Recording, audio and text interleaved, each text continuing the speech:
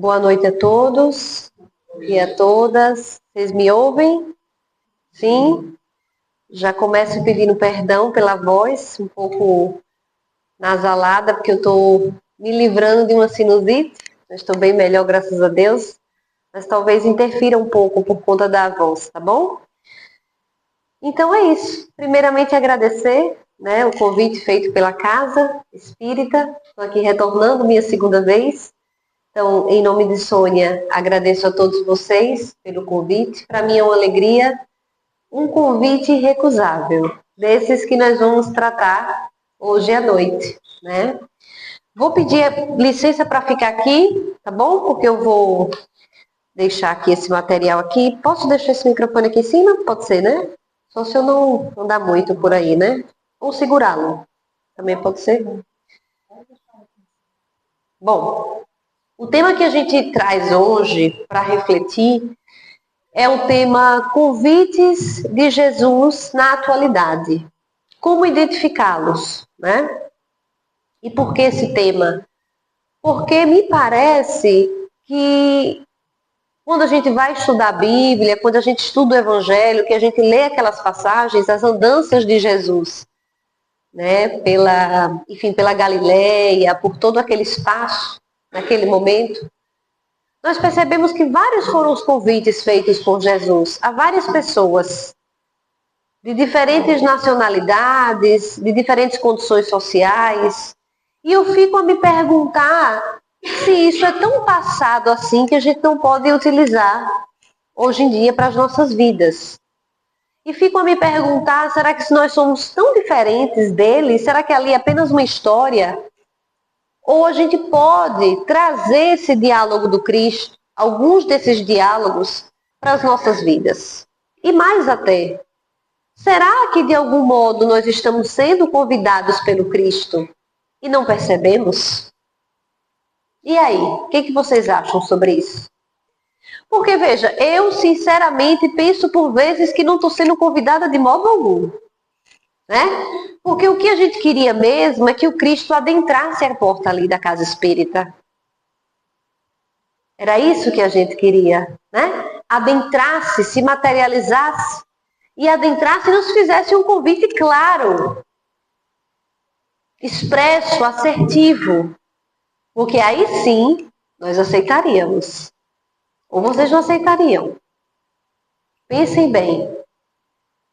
Só que a gente fica nessa expectativa de que a coisa, de que esse convite, de que essa mensagem fosse mais clara, evidente, expressa, contundente, porque assim nós não recusaríamos, porque é o Cristo, afinal de contas, né? Ele adentra em nossas vidas, seja na casa espírita. Na casa espírita combinaria bastante, mas poderia ser no nosso lar, no nosso trabalho. E aí sim, penso eu, que a gente não recusaria, porque imagina só, recusar um convite de uma transformação profunda em nossas vidas. Esse é o pensamento de muitos irmãos, ainda hoje, na atualidade. Sem qualquer crítica. Mas hoje ainda há algumas religiões que aguardam a nova vinda do Cristo. Essa espera eterna e infinita, que parece que não tem fim. Nós espíritas, à luz do que estudamos no Evangelho segundo o Espiritismo, no Livro dos Espíritos, temos a certeza que Jesus não necessariamente virá de novo. Talvez ele possa até vir, se a coisa se complicar bastante para nós, né? Porque não tem nada aleatório acontecendo. O caos está aí, mas a espiritualidade está toda organizada e preparada para tudo. Nós é que não estamos. Que navegamos nesse barco, né? E nessa tempestade que é as nossas vidas, e às vezes não individualmente, mas coletivamente estamos nesse barco. Só que os espíritos dizem, ele não virá mais. Veja bem, já vieram os profetas. Quantos profetas a Bíblia nos conta? Eu nem sei. Vou citar Elias, que veio a ser depois a encarnação de João Batista. Veio Moisés, o próprio João Batista, que antecedeu a vida do Cristo, preparando os caminhos do Senhor e também fazendo um convite. Qual era o convite que João Batista fazia? Arrependei-vos. O Senhor está próximo. Arrependei-vos. Arrependei-vos. Sim, porque à época o grau de consciência do ser humano era reduzido a quase nada. A lei era de olho por olho e dente por dente. A lei mosaica era rude, porque rude era o povo. Precisava ser daquele jeito. Então João Batista, assim como todos os profetas, fizeram convites. Só que o Cristo trouxe o sublime convite para as nossas vidas. Ele nos convidou, num grande resumo aqui, de modo simplificado, me perdoe, a viver o reino de Deus. Reino esse que nós não compreendemos até hoje, né, Sônia? E nós temos dúvidas às vezes. O espírita acha que o reino de Deus é uma coisa, o católico outra, o protestante outra, o evangélico outra, e por aí vai. Mas eu acho que se a gente tiver, né, uma disponibilidade e coração aberto para conversar, a gente vai chegar no mesmo lugar. É porque a gente não gosta de conversar com quem é diferente, com quem diverge da gente. Esse é um defeito nosso. O grande convite do Cristo de viver o reino de Deus e não no reino de Deus é um convite transformador. É um convite que foi designado diretamente pelo Pai. Porque, segundo ele era o filho do homem. E aí já quebrando a expectativa de que Deus não é homem nem mulher. Também os Espíritos nos ensinam que Deus é energia, é inteligência criadora, suprema, superior a todos nós. Criador de tudo e de todos. Mas sim, Jesus precisava identificar Deus nos dois gêneros que à época eram conhecidos, masculino e feminino.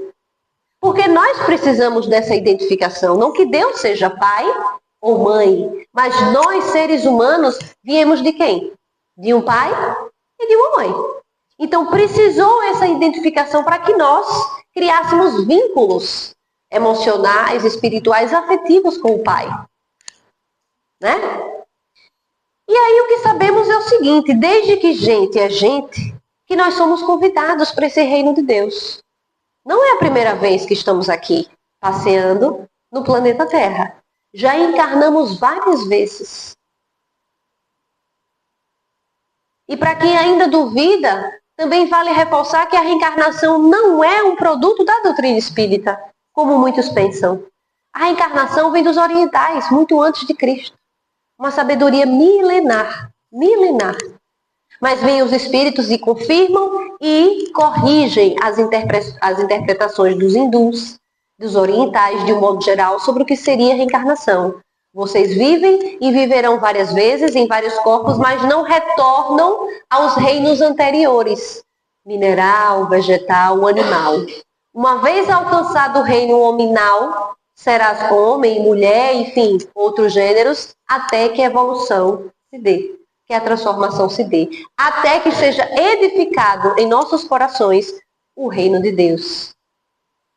E, gente, não é tão simples pensar sobre isso. Por mais que a gente leia o Evangelho, por mais que a gente participe de estudo, por mais que a gente escute na casa espírita, por mais que eu fale sobre isso, a prática, portas afora da casa espírita, no trabalho, na convivência com os filhos, com a família, com os amigos, é difícil conquistar esse tal reino de Deus. Não é? Ou tá difícil só para mim, gente? Não tá, né? É difícil alcançar o que efetivamente é esse reino de Deus. E veja, eles também não entenderam não quando Jesus falou para eles. Mas eles, à época, tinham essa noção muito clara. Porque os hebreus, os judeus, esperavam um príncipe que viria arrebatar e libertá-los da opressão de Roma. Do Império Romano. Eles eram oprimidos, perseguidos.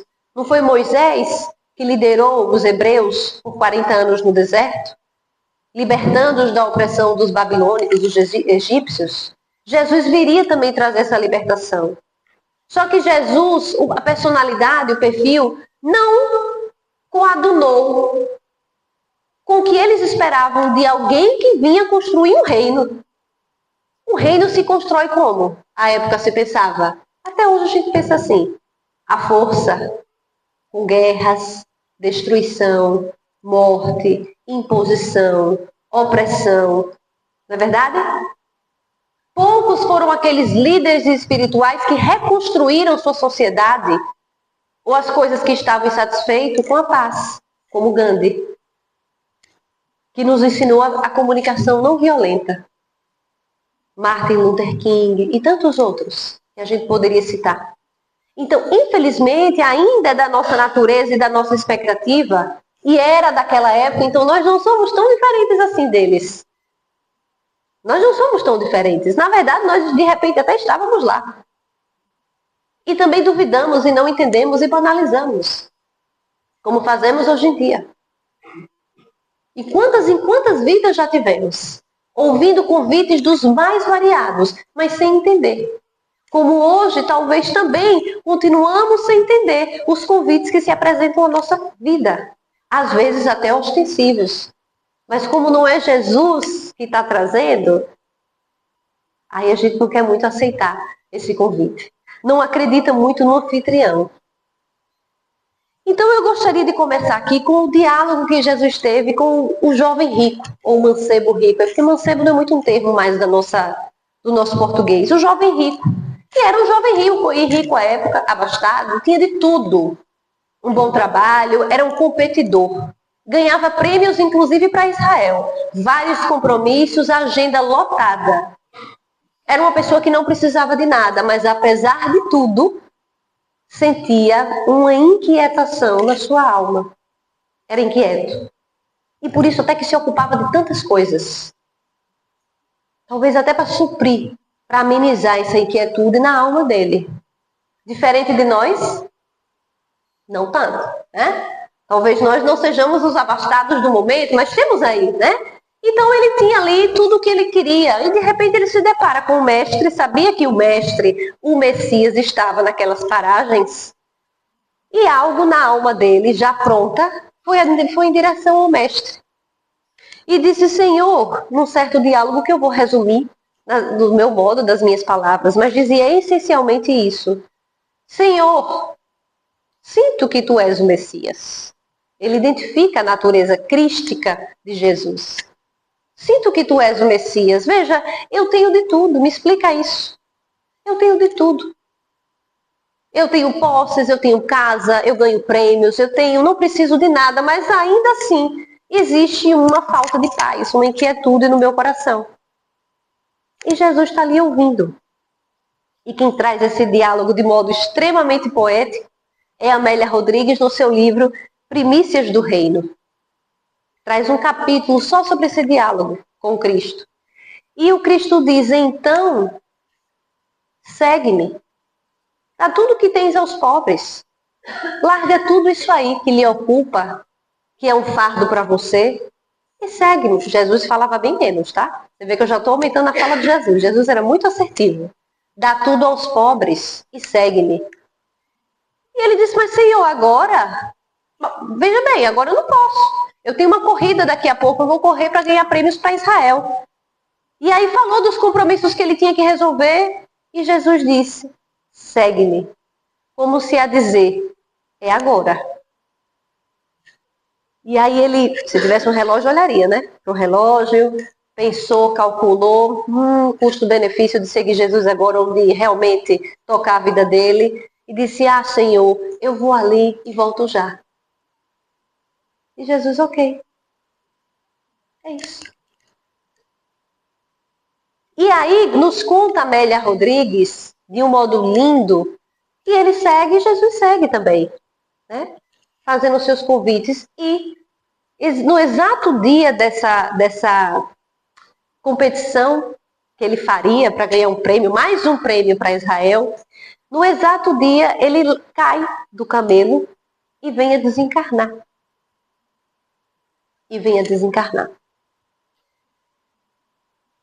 Ou seja, já não era mais naquela encarnação, né, que ele poderia voltar atrás, repensar, refletir e talvez seguir. Foi um convite que foi adiado, não necessariamente recusado. Ele quis adiar, ele quis se preparar, a organizar a vida dele, a rotina dele, conquistar ainda o que faltava para seguir Jesus. E aí eu vos pergunto, quem de nós pode não estar nessa situação? Quem de nós não adiaria para mais uns dias, mais uns dias? Tem umas palestras ali para dar na casa espírita, né? Supermercado para fazer, umas continhas para pagar, umas pendências para resolver. Já eu vou. E a gente desencarna, e a gente encarna, e desencarna, e o que não nos falta é compromisso. Concordam? O que não nos faltam é compromisso e tarefa. Nem sempre dá. Não que Jesus não espere. Não é sobre isso. Mas é que nós não abrimos espaços na nossa existência para Ele. Sequer para ouvir esses convites. Porque hoje, para nós, a situação é um pouco mais complexa. De fato, Cristo não veio mais, não virá mais. Então, nós precisamos nos habituar a ler onde estão esses convites. O que na minha vida me convida a uma transformação.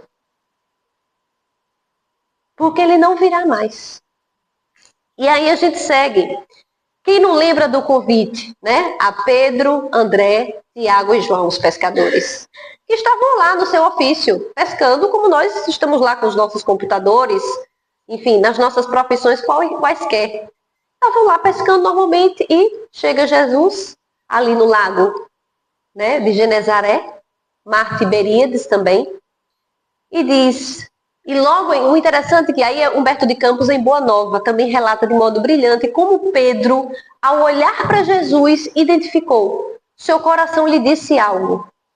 Porque sim, meus amigos, os discípulos foram espíritos escolhidos na espiritualidade. Então, de modo que aquele encontro com Jesus reaviva neles esse convite que tinha sido feito na espiritualidade. Só que a própria espiritualidade sabe que quando a gente chega aqui, o negócio é diferente. Porque a gente se envolve com nossas coisas, o próprio esquecimento nos confunde e nos dificulta, às vezes, essas identificações. E aí, se entendem para quê? Depois dessa identificação, em um diálogo mais curto, Jesus diz o que para eles? Segue-me, pois vos farei pescadores de homens e almas. E aí a aceitação foi imediata. Uma adesão imediata. Ele segue, depois vai lá e chama Tiago e João. Primeiro Pedro e André, que eram irmãos, depois Tiago e João. E os dois seguiram imediatamente. E a gente sabe da história. Se não sabemos, é muito importante reler a Bíblia, estudar Atos dos Apóstolos, para entender que de milagre e de sorte não há nada. É muito esforço, muito trabalho, muita renúncia e muita resignação. E aí temos outros convites, por exemplo, a Mateus, também chamado de Levi, o publicano, cobrador de impostos. Jesus fazia um convite a um publicano, alguém que era inimigo dos judeus, era algo assim escandaloso. Escandaloso. Só que a mensagem dele e o convite dele é universal. Não há preconceitos para o Cristo. Para alcançar o reino de Deus, não há escolhas. Por isso que não há eu escolhida, você escolhido. Cada um faz a sua caminhada e o seu esforço. E eis a beleza da doutrina espírita quando os espíritos vêm reforçar isso. Que os santos não são escolhidos. Os santos foram pessoas que se santificaram. Eram como nós. Talvez um pouquinho adiantadas para a época, porque já tinham em si a ideia desse convite espiritual para seguir Jesus. Mas poderiam cair, como de fato Judas caiu, diante dos seus vícios, dos seus defeitos. E aí o que ele diz para Mateus? Levi, segue-me. Às vezes o convite era assim, segue-me. Não tinha muito diálogo. E Mateus larga tudo, também com sede de viver o reino de Deus, de viver um estado de vida mais pleno, mais pacífico, menos inquieto, menos angustiante.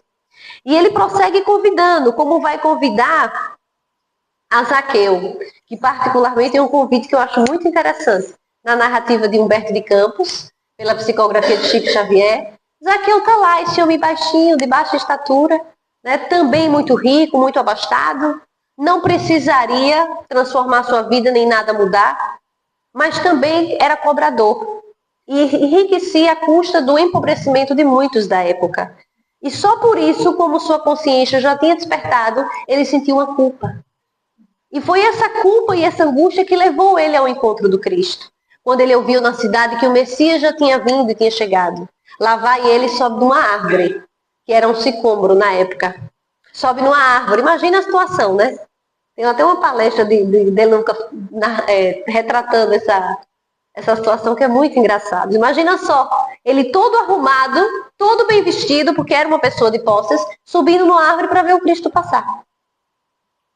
Era no mínimo engraçado.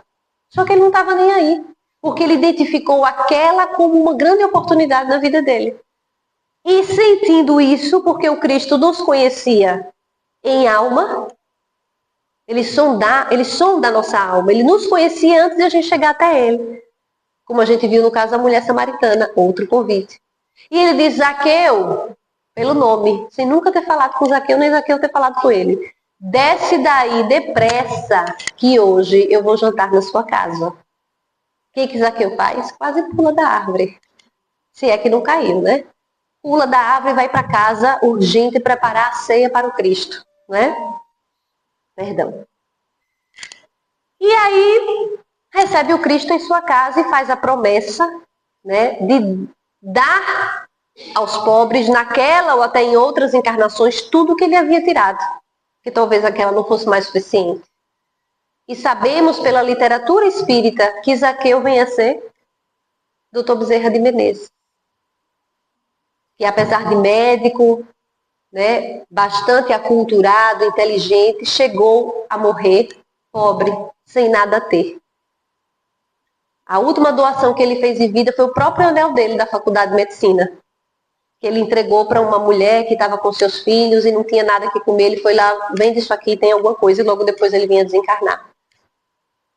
Então, às vezes, uma existência não é o suficiente para retribuir o que a gente retira. E tem mais convites, né? Tem o convite da mulher samaritana, que é outro convite muito interessante, sutil. Em vez de falar, segue-me, ele diz, eu tenho a água, que se você beber, você jamais terá sede.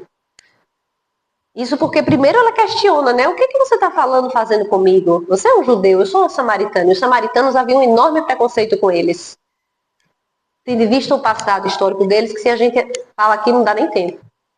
E aí ela estranha aquela postura do Cristo, mas ele fala dos maridos que ela teve, ele traz coisas da intimidade dela, que logo ela diz, você é um profeta. Eu não lhe conheço, você nem me conhece, como sabe dessas coisas? E aí ele diz, dá-me de beber, porque ela foi lá para tirar água do poço de Jacó. E ele diz, dá-me de beber, eu estou com sede. E ela diz, mas como você fala comigo e ainda me pede para tirar água, para dar de beber? Veja, você não tem condição de fazer isso?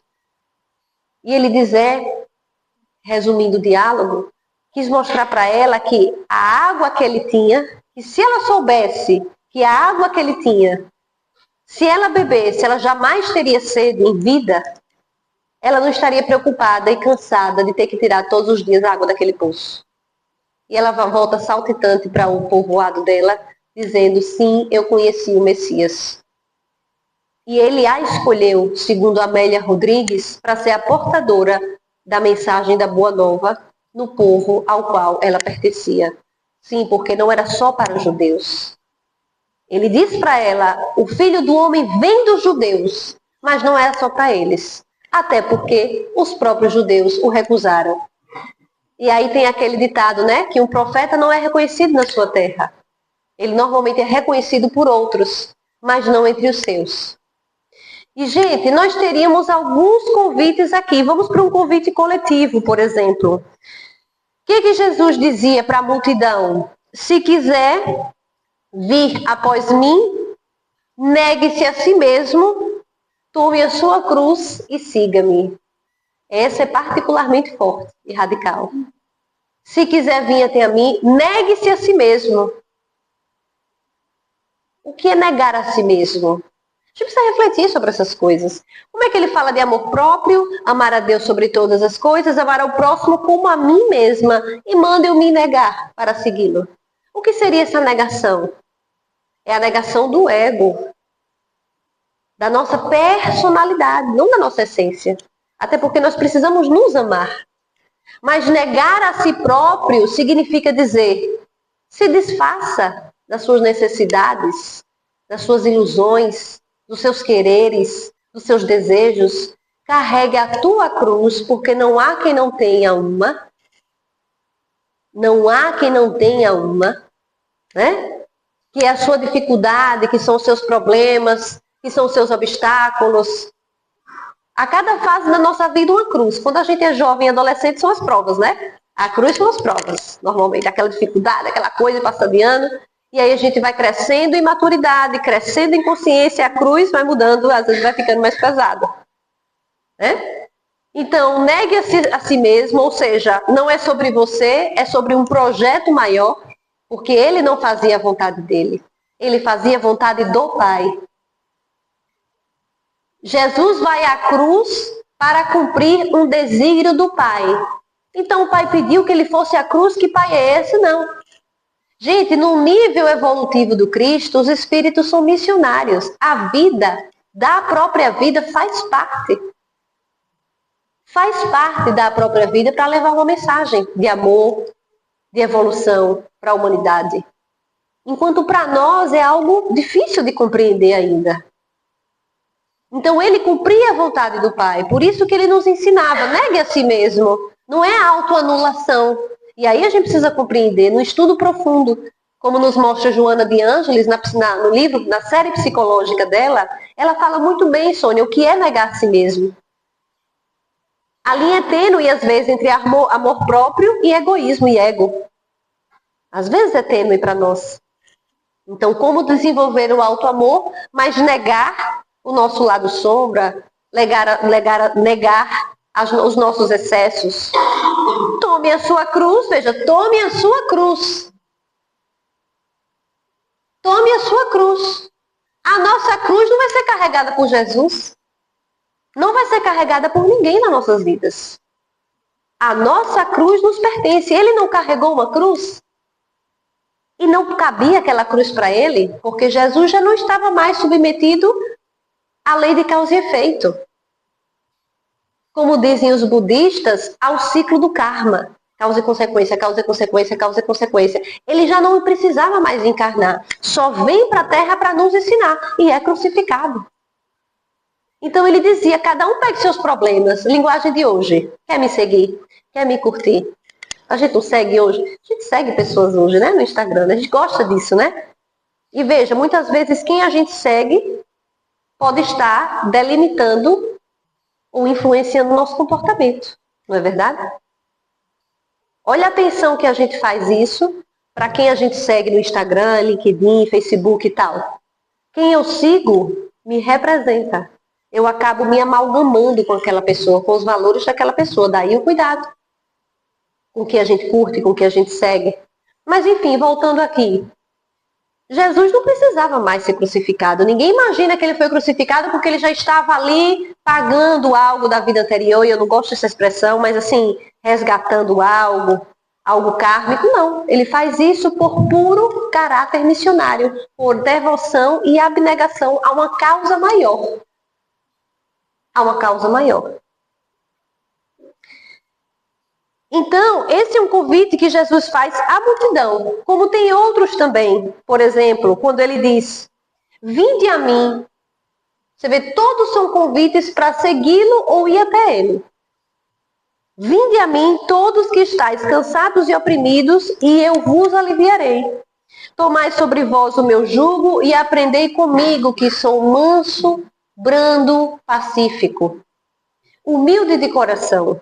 E encontrareis descanso para as vossas almas.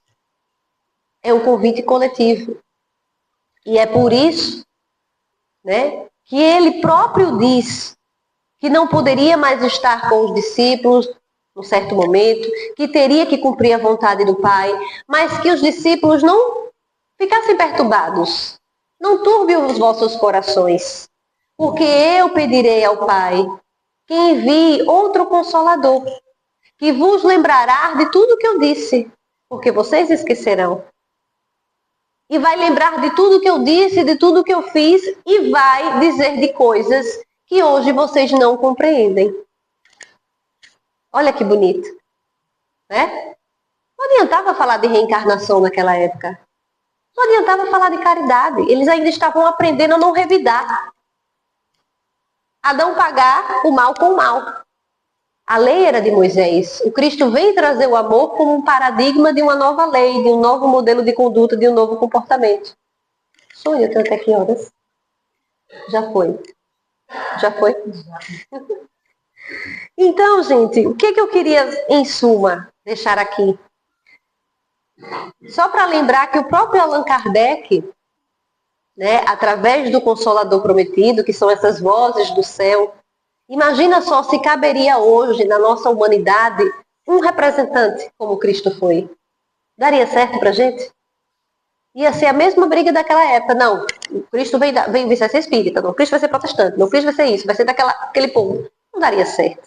Então ele faz o quê? Com o amadurecimento da sociedade, o outro Consolador serão as vozes do céu. A humanidade está instruída, a humanidade sabe ler. Ela pode aprender através da literatura, dos livros e dos ensinos também, da conduta também. Não será um representante. Allan Kardec não é o enviado de Deus. É o conjunto da doutrina dos espíritos, codificado por Allan Kardec. São as vozes do céu que virá de todos os pontos para que nenhuma nação reivindique para si a autoria do Consolador. Então, Allan Kardec compila, né, faz um estudo sistemático, brilhante e traz para a gente todas essas lições. E os espíritos relembram os ensinos do Cristo.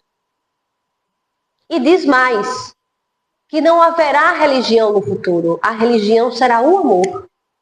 A doutrina espírita tem o potencial de unificar esses entendimentos.